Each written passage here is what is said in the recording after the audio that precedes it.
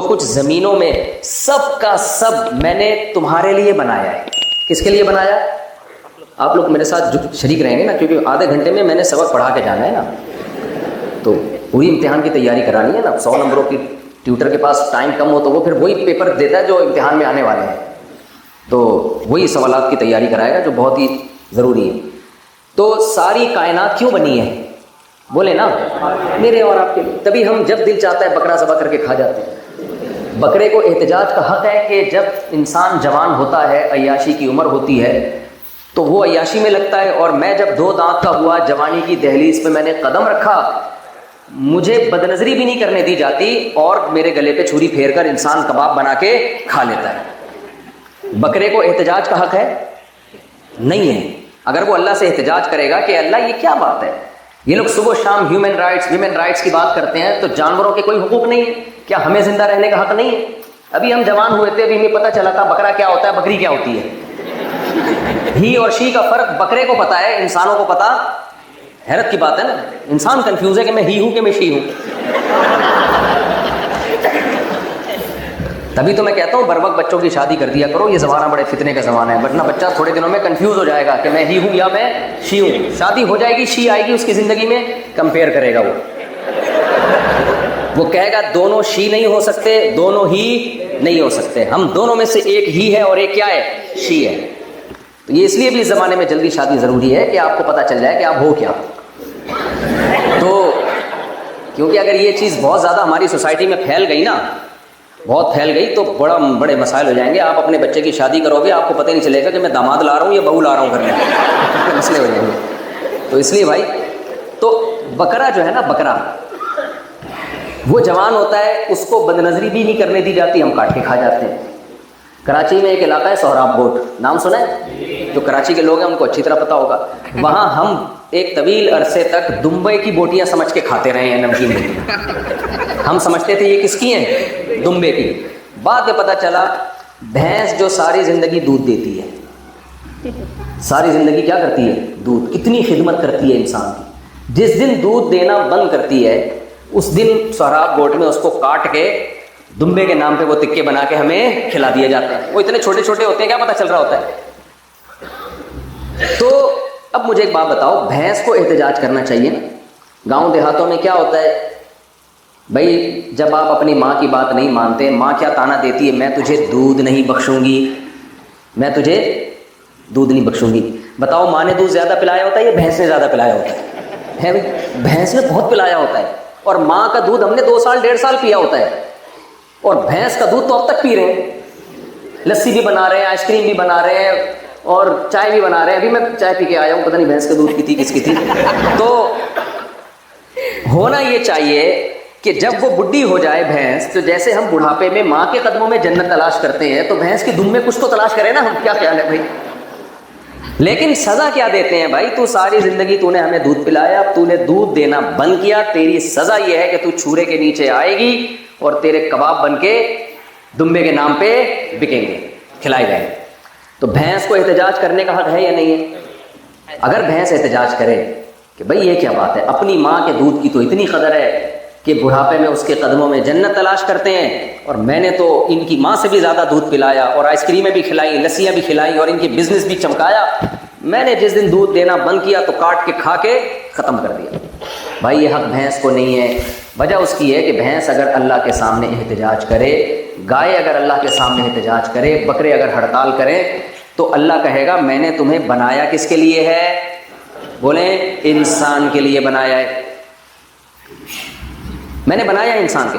دھوکہ دینا اچھا کام ہے یا برا کام ہے؟ برا کام ہے نا. ہم مچھلیوں کو صبح و شام دھوکہ دیتے ہیں. مچھلی سمندر میں گھوم رہی ہوتی ہے کہ مجھے کوئی خوراک چاہیے، ہم نے کانٹے میں لگا دیا کوئی جھینگا یا کوئی گوشت لگا کے ڈالا نیچے.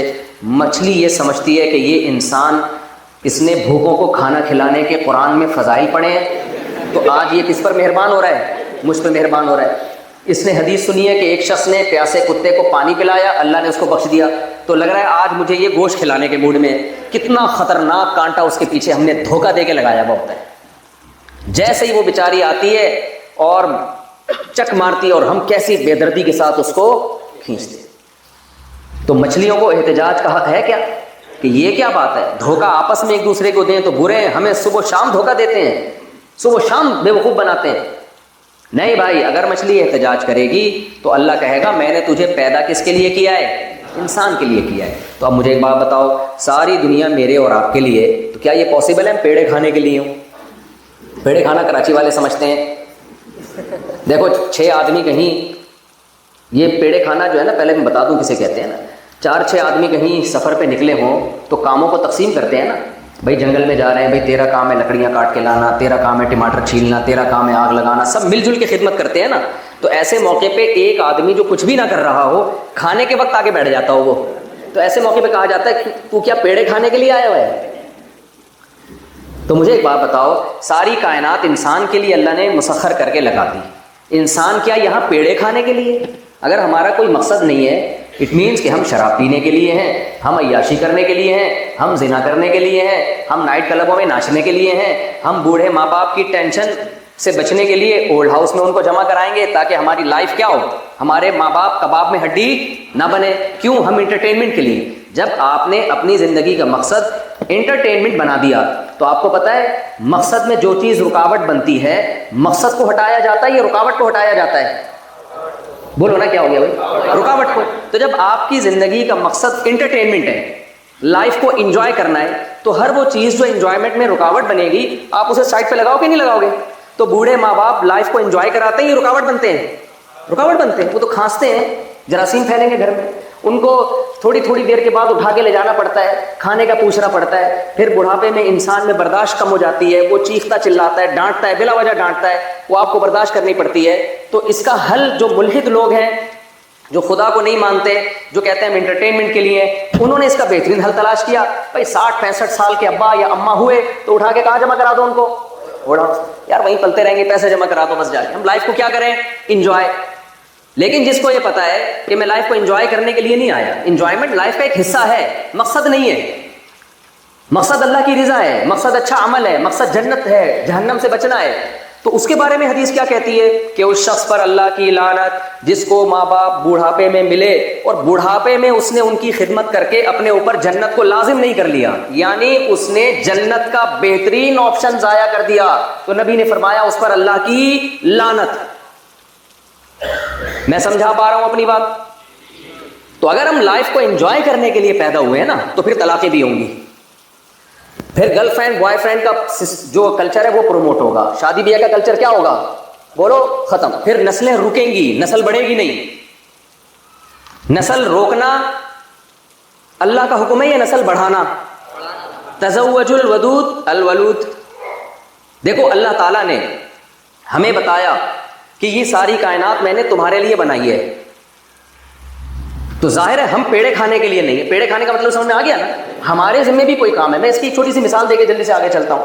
دیکھو کمیشن آفیسر کے لیے اعلان ہوا اخبار میں کہ جو لوگ اس معیار پہ اترتے ہیں وہ آ جائیں, نیوی میں یا آرمی میں کمیشن آفیسر بھرتی ہوں گے اور ڈائریکٹ وہ آفیسر ہوں گے, اور اس میں یہ طوائف انٹرویو ہے, آپ چلے گئے. آپ نے کہا پہلے مجھے بتاؤ کہ میں جب آفیسر بنوں گا تو مجھے ملے گا کیا؟ انہوں نے کہا اتنی تنخواہ ہوگی آپ کو, اور یہ ہوگا, فلانا ہوگا, ڈمکانا ہوگا. آپ نے کہا بہترین, میں جا رہا ہوں ٹاٹا, کل سے یہ ساری سہولتیں آپ مجھے میرے گھر میں پہنچا دیں, یہ تنخواہ, یہ میرا اکاؤنٹ نمبر ہے. اگلا کہے گا آپ تو پوچھو کہ آپ کی کیا ذمہ داری ہے. ہم عام سویلین سے ہٹ کے, شہریوں سے ہٹ کے آپ کو یہ ساری سہولتیں دے رہے ہیں, تو آپ کی بھی تو کوئی ذمہ کوئی کام ہوگا نا. آپ کہتے بتائیے کیا کام ہے؟ بھائی آپ کے ذمہ کام یہ ہے کہ جب جنگ ہوگی تو عام لوگ جو سویلین ہیں وہ ایئر کنڈیشن روم میں آرام سے سوئیں گے, وہ پیڑے کھائیں گے, اور آپ کو بارڈر پہ جا کے اپنی جان ہتھیلی پر رکھ کر لڑنا پڑے گا. ابھی آپ پیڑے کھاؤ گے, جب جنگ ہوگی تو پھر عوام پیڑے کھائے گی, آپ کیا کرو گے؟ پیڑے کھائے گی. نہیں, انگلش میں کوئی ٹرانسلیشن تلاش کریں اس کی. تو ہر قوم میں ایسے لوگ ہوتے ہیں جو پیڑے کھاتے ہیں بیٹھ کے. ایسا نہیں ہوتا کہ صرف مسلمانوں میں ہی ہوتے ہیں, انگریزوں میں بھی ہوتے ہیں بہت سارے جو. جی اچھا خیر. تو دنیا میں کہیں بھی ایسا نہیں ہوتا بھائی, کسی کو بہت زیادہ سہولتیں دی جائیں اور اس کی کوئی ذمہ داری نہ ہو. سہولتیں جتنی دی جاتی ہیں, ذمہ داریاں اسی حساب سے بہت زیادہ ہوتی ہیں. مرچنٹ نیوی میں کیپٹن, ہمارے ماموں کیپٹن ہیں, یہاں پر بیان میں آئے ہوئے ہوں گے, وہ بتاتے تھے ہم تو بڑے آرام سے بیٹھے رہتے ہیں جہاز میں, ہمارا تو کوئی کام ہی نہیں ہوتا. میں کہتا ہوں پھر اتنی تنخواہ کس بات کی لیتے ہو بھائی آپ؟ کہتے بھائی تنخواہ اس بات کی کہ جہاز کو کچھ ہوا تو رسپانسبلٹی کس کی ہے؟ وہ ہماری ہے. یہی چیز انسان کو ہلاتی رہتی ہے اندر سے. ایسا کوئی کیپٹن آپ نے نہیں دیکھا ہوگا جس کو جہاز والوں نے, کمپنی نے جہاز میں لا کے بٹھا دیا کہ آپ کو لاکھوں تنخواہ ملے گی اور کچھ بھی ہو جائے آپ سے کوئی سوال نہیں ہوگا.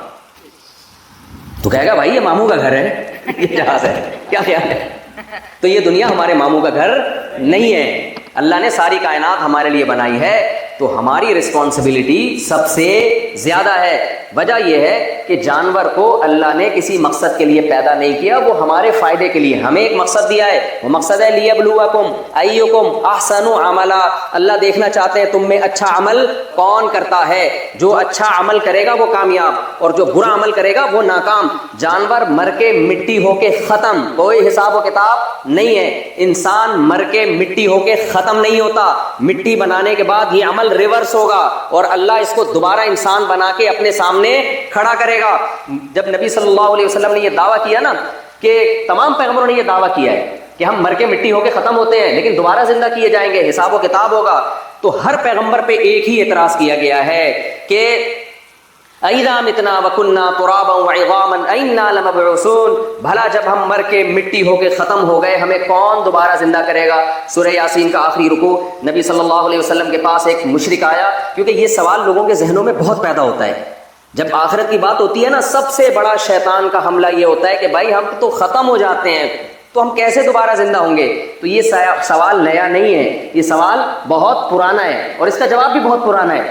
نبی صلی اللہ علیہ وسلم کے پاس ایک کافر ایک ہڈی لے کر آیا اور کہنے لگا من یحیی العظام وہی رمیم، بھلا ان بوسیدہ ہڈیوں کو کون زندہ کرے گا جبکہ یہ بوسیدہ ہو جائے۔ نبی صلی اللہ علیہ وسلم سے اس نے سوال کیا، تو اصل میں یہ اعتراض نبی پر تھا یا اللہ پہ تھا؟ نبی نے خود یہ دعویٰ تھوڑی کیا تھا، خود نبی نے تھوڑی دعویٰ کیا تھا کہ میں زندہ کروں گا۔ تو سورہ یاسین کا آخری رکوع نازل ہوا، اولم یر الانسان انا خلقناہ من نطفۃ فاذا هو خصیم مبین، کہ انسان جو یہ ہڈی لے کر آیا ہے مذاق اڑانے کے لیے، یہ دیکھتا نہیں ہے کہ آج تو یہ ہڈی ہے، کل یہ ہڈی بھی نہیں تھا، یہ پانی کا ایک قطرہ تھا، غلیظ قطرہ، جس میں نہ آنکھ نہ ناک نہ دل نہ دماغ نہ جگر نہ گردے نہ پھیپھڑے، کچھ بھی نہیں تھا اس میں، نہ سانس لینے کے لیے ناک تھی، نہ دیکھنے کے لیے آنکھ تھی، نہ سننے کے لیے کان تھے۔ تو ہم نے اس پانی کو ماں کے رحم میں 9 مہینے رکھا ہے اور چلتا پھرتا سنتا دیکھتا انسان بنا دیا۔ تو جو اس طرح سے ایک پانی سے انسان بنا سکتا ہے، وہ اس ہڈی کو ریورس کر کے دوبارہ کیوں انسان نہیں بنا سکتا؟ تو یہ خوب سمجھ لو، یہ دعویٰ سائنسدانوں نے نہیں کیا کہ انسان دوبارہ پیدا ہوگا، کہ ہم سائنسدانوں سے پوچھتے ہیں کہ کیسے پیدا ہوگا۔ لوگ سائنس سے پوچھ رہے ہیں کہ بھائی کیسے، کیا یہ پاسبل ہے؟ سائنسدان کہتا ہے یہ سائنٹیفکلی یہ ممکن نہیں ہے۔ تو سائنسدانوں نے سے کیوں پوچھ رہے ہو جا کے؟ جس نے پیدا کیا ہے یہ اس سے پوچھو، وہ کہتے ہیں میں نے اس طرح سے پیدا کر کے بتا دیا ہے، جو اس طرح کر سکتا ہے وہ ہر طرح سے پیدا کر سکتا ہے، وَهُوَ بِكُلِّ خَلْقٍ عَلِيمٌ، وہ ہر طرح سے پیدا کر سکتا ہے۔ اس کی ایک مثال دیتا ہوں، بچہ جب پیدا ہوتا ہے ماں کی چھاتیوں میں دودھ آتا ہے، ایسا ہی ہے نا، اس سے پتہ چل جاتا ہے کہ بچے کے رزق کس کے ذمے ہے؟ اللہ کے۔ اب بیوقوف انسان پتہ ہے کیا کہتا ہے؟ بیوقوف انسان سوچتا ہے کہ یار یہ تو سائنٹیفکلی ثابت ہو چکا ہے کہ جب بچہ پیدا ہوتا ہے تو ماں کی چھاتیوں میں دودھ پیدا ہوتا ہے، تو اٹ مینس کہ دودھ پیدا ہوتا ہے، باقی بچے کی کوئی ضرورت پوری نہیں ہوگی۔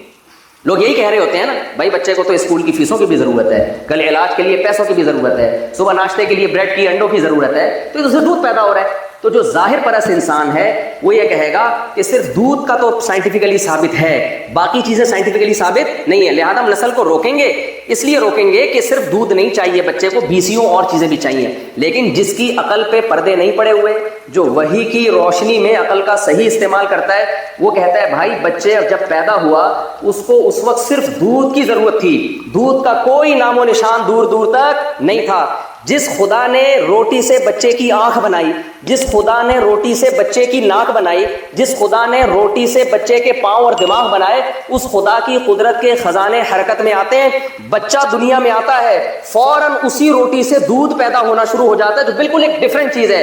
اٹ مینس کہ جو پیدا کرنے والا ہے وہ بچے کی بنیادی ضرورتوں سے غافل نہیں ہے۔ تو اس کا مطلب یہ ہوا کہ آج اس کو دودھ کی ضرورت تھی، جو دودھ پیدا کر سکتا ہے، کل اگر اسکول کی فیسوں کی ضرورت ہوگی، اگر ہوگی ضرورت، بعض دفعہ ہوتی نہیں ہے، آپ سمجھ رہے ہوتے ہو، اگر ہوگی ضرورت تو وہ اس کا انتظام بھی کر دے گا۔ جب اس کو روٹی کی ضرورت ہوگی تو روٹی کا انتظام بھی کر دے گا۔ جب اس کو خربوزے کی ضرورت ہوگی تو خربوزہ پیدا بھی کر دے گا۔ یہ ہے عقل کا صحیح استعمال۔ تو جو کافر ہے وہ یہ کہتا ہے کہ جب ہم مٹی ہو کے ختم ہو جائیں گے دوبارہ پیدا نہیں ہو سکتے. ان سے کہا جائے کہ پانی کے قطرے سے کیسے پیدا ہو گئے؟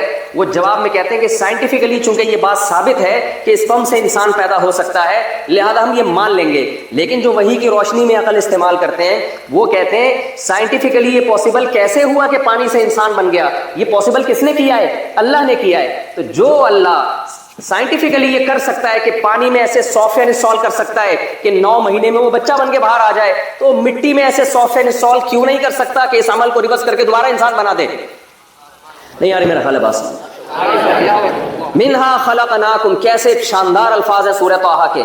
منہا خلقناکم, کتنا آسان کر دیا اللہ نے.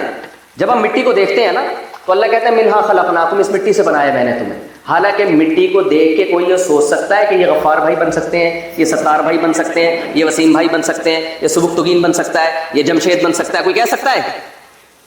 بھائی یہ مٹی ہے جس سے پھل پیدا ہوتے ہیں اور گوشت پیدا ہوتا ہے, گھاس جانور کھاتے ہیں, دودھ پیدا ہوتا ہے, سوکھا چارہ جانور کھاتا ہے, اس سے تھوڑی دیر میں دودھ پیدا ہوتا ہے. اسی سب چیزوں کے ملاپ سے اسپرم بنتا ہے, وہی ماں کے پیٹ میں جاتا ہے, اسی سے بچہ بنتا ہے. تو یہ تھوڑے دنوں کے پروسیس ہے جس کو مٹی سے مختلف پروسیس سے گزار کر انسان بنا دیا. تو اللہ کہتے ہیں کہ اس مٹی کے قریب کھڑے ہو کر دیکھا کرو تو تمہیں میری قدرت پہ یقین آئے گا. منہا خلقناکم, اس مٹی سے میں نے کیا بنایا؟ انسان. پھر اس عمل کو ریورس کرتا ہوں. وفیہا نعیدکم, دوبارہ مٹی بنا دیتا ہوں. یہ تو ہم صبح و شام مٹی سے انسان بنتے ہوئے اور انسانوں سے مٹی بنتی ہوئی دیکھ رہے ہیں, اس لیے یقین کر لیا. یہ پروسیس ہم نے اپنی آنکھوں سے نہ دیکھا ہوتا تو ہم اس کو پر کبھی بھی یقین نہ لے کر آتے. تو اللہ کہتے ہیں اس مٹی سے میں نے انسان بنایا, انسان کو دوبارہ مٹی بنایا. 2 قدرت کے نمونے تم نے اپنی آنکھوں سے دیکھ لیے, تیسرا میرے کہنے سے ایمان لے آؤ. وَمِنْهَا نُخْرِجُكُمْ تَارَةً أُخْرَىٰ, اسی عمل کو ریورس کر کے دوبارہ انسان بنا دوں گا. اس میں کون سی اچھمبے کی بات ہے؟ میں سمجھا پا رہا ہوں بھائی؟ تو اس لیے پہلے تو اپنا ایمان مضبوط کرو بھائی جان. ہم نے یہاں سے مر کے مٹی ہو کے ختم نہیں ہوتے, دوبارہ عمل ریورس ہوگا. برزخ کی ایک زندگی ہے, دوبارہ اللہ پیدا کر کے پوچھے گا یا ایھا الناس ان کنتم فی ریب من البعث فانا خلقناکم من تراب ثم من نطفہ. کیسے زبردست آیات ہیں. اے لوگو, اے تمام دنیا کے تمام انسانوں, اگر تمہیں شک ہے نا دوبارہ کیسے پیدا کروں گا تو اپنے ماضی کے پروسیس کو دیکھ لو کیسے ہوا ہے. ہم نے تمہیں مٹی سے بنایا, ثم من نطفہ, پھر اس کا پانی کا قطرہ بنایا, پھر ماں کے رحم میں گیا, جمع ہوا خون بنا دیا. ثم کا لفظ ہر جگہ آ رہا ہے, ثم آتا ہے تراخی کے لیے کہ ایک دوسرا پروسیس پہلے سے بالکل ڈفرینٹ ہے, مختلف ہے. مٹی سے منی کا قطرہ بننا یہ بالکل ڈفرینٹ ہے. مٹی الگ چیز ہے اور اسپرم بالکل, بولو نا, الگ چیز. پھر اسپرم کا ماں کے رحم میں جا کے بلڈ بن جانا یہ بالکل ایک ڈفرینٹ چیز ہے. پھر اس بلڈ سے گوشت بن جانا, علاقہ بن جانا یہ بالکل ایک ڈفرینٹ چیز ہے. پھر اس میں ہڈیوں کا پیدا ہو جانا یہ بالکل ایک ڈفرینٹ چیز. پھر اس میں آنکھ کا اگنا, کان کا اگنا, ناک کا اگنا, دماغ کی اتنی باریک باریک رگیں جن کو آپ چاند سے گھما کے لے آؤ, پائپ لائنوں کا پورا مجموعہ گچھا بنا کے کھوپڑی میں فٹ کر دینا یہ بالکل ایک ڈفرینٹ چیز ہے. ثم انشأناہ خلقا آخر, قرآن کہتا ہے پھر بالکل ایک الگ تخلیق میں تمہیں ماں کے پیٹ سے باہر نکالتا ہوں. لا تعلمون شیئا, اس سارے پروسیس سے تم ناواقف تھے, تمہیں پتہ ہی نہیں تھا کہ تمہاری پیدائش کے لیے تمہیں کن کن مراحل سے, کن کن اسٹیپ سے گزارا جا رہا ہے. اور پھر جب بڑے ہو کر تمہارے سامنے میری آیات تلاوت کی جاتی ہیں, پیغمبر آ کے تمہیں بتاتے ہیں جس خدا نے اس پروسیس سے بنا کے تمہیں پیدا کیا, تمہیں مارا, وہ تمہیں دوبارہ زندہ کرے گا. تم کہتے ہو سائنٹیفکلی یہ پاسبل نہیں. تو اس خدا کو غضب آئے گا کہ نہیں آئے گا؟ یہ سارے کام سائنسدان کر رہے تھے کیا ہے بھائی؟ سائنس تو بس ایکسپلین کر رہی تھی کہ ایسے ہوا ہے, کر میں رہا تھا. تو جو ایسے کر, جب دوبارہ ہو جائے گا تو سائنس پھر بتائے گی ایسے ہو گیا, ایکچولی یہ ریورس ایسے ہو گیا. میدان حشر میں بہت سارے سائنسدان مل کے بیٹھیں گے, ہوا کیسے یہ, تو وہ اس کی لاجک بتا دیں گے, یار ایکچولی یہ ہوا تھا, یوں ہوا تھا, یہ ریورس ہو گیا. تو اس لیے بھائی اپنے ایمان کو مضبوط کرو. ہم آخرت کے لیے پیدا ہوئے. تو اللہ نے کیا فرمایا, جب آخرت ہے تو تم سے چند سوال ہوں گے. لیبلوکم ایکم احسن عملا, میں نے پیدا کیا کون اچھا عمل کرتا ہے. کیوں پیدا کیا بھائی؟ تو اب یہ تو کلیئر ہو گیا نا ہم کیوں پیدا ہوئے ہیں. آزمائش ہے, ایگزامینیشن ہال ہے. جو اچھا عمل کر رہا ہے جنت, اور جو برا عمل کر رہا ہے جہنم. 5-10 منٹ